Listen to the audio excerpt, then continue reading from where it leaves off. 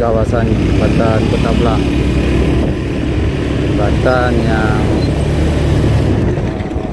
fondasinya itu roboh saat banjir bandang kemarin. Banjir bandang 26 November ya.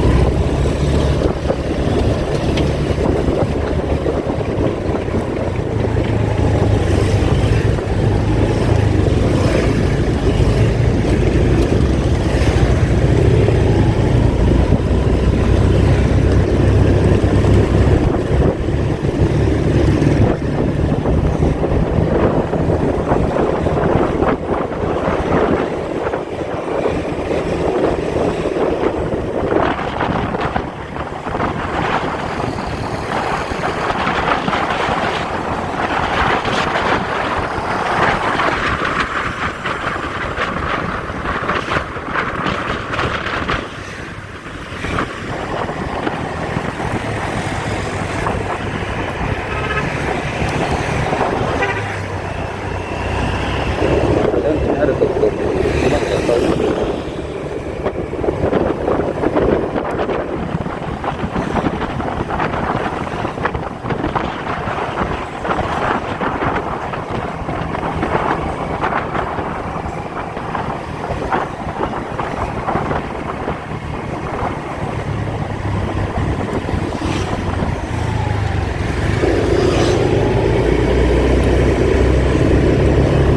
Jangan lupa subscribe channel YouTube Vlog Jurnalis Kutaraja, catatan seorang jurnalis.